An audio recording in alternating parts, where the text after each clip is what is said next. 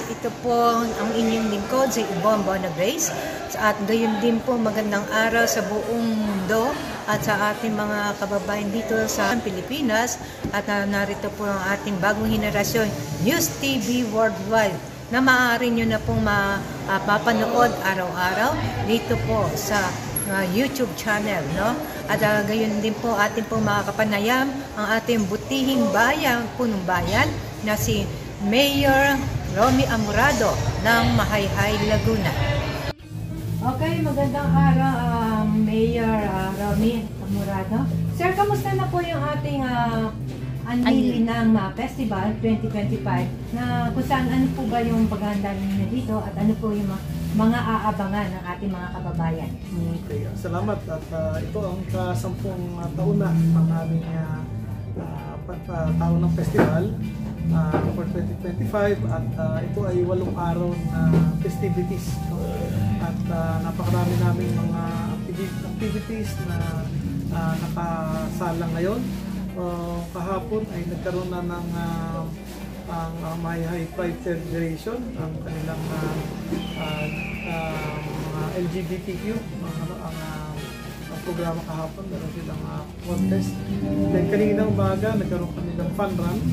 At ngayong hapon ay opening ng art exhibit ng Panao artist. Dyan sa Aning, ito ay nakapicture lahat ng mga mahihilig sa art, no?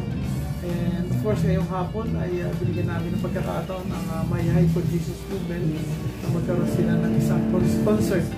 At ito ay in coordination also with Panao artist.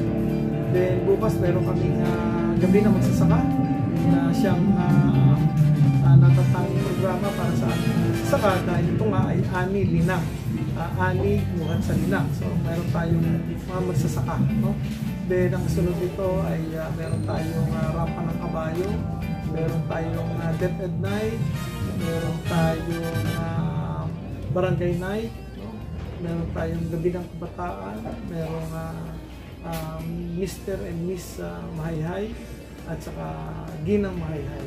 So yan ay lahat ng mga activities na mangyayari sa loob ng 8 araw. Okay, sir. Bali po, sir, sa ganitong sitwasyon ng panahon ng bagyo, ng Hongkong.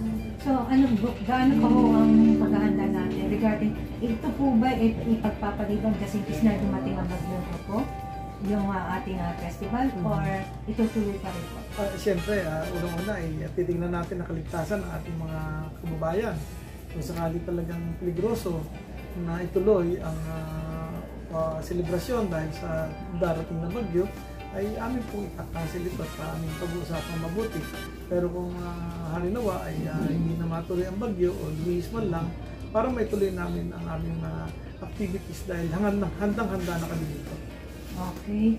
At sir, bali po sa mga sinabi mo mga aktibidades po, bali marami na, ilang porsyento na rin po ang ating mga bisita na nagsipagpunta dito sa ating festival?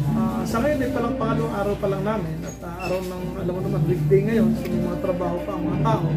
So ang dagsaan ng mga tao ngayon dito ay sigurado ko bukas hanggang linggo at saka sa main event namin sa October 2. So marami na rin ang dumadayo dito at tinitingin. In fact ay ilang media na nakarating dito, halos pang-4 na kayo. Yes, okay. Sir, yung preparasyon natin, handa natin sa preparasyon sa pagdating ng bagyo, opo, or hanggang sa iyo? Ay, kami naman ay laging nakahanda kapag ganito mayroong mga kalamidad, no? Ang aming M-Dream, ang aming RHU, ang aming MSWDO ay laging nakahanda. In fact, ay dito sa mga nakalipas na bagyo ay lagi silang on-call. Actually, nandito sila, naka-duty ang aming mga frontliners. Kabilang ng inyong lingkod ay ako'y pumapasok din dito sa opisina. So, okay pa rin po ang sir yung mga ang peace and order dito na? Yes, so nakaganda ng peace and order dito sa amin, sa bayan ng Mahayhay, no? And again, just to let you know, tungkol sa mga kalamidad, meron na kami mga pre-position na food packs na nandito. Ang aming evacuation center ay nakahandang tumanggap ng mga evacuees na kinakailangan. Mga DSWD. Okay. Sir, munting mensahe po para sa ating mga kababayan at the same time, doon sa ating mga nanonood dito po sa Bagong Henerasyon News TV worldwide, no? Sa mapapanood po sa YouTube channel. Okay, so inaanyayahan ko po ang aking mga kababayan, ang aming mga kalapit-bayan dito sa Laguna at lahat ng mamamayan na nanonood at nakikinig dito.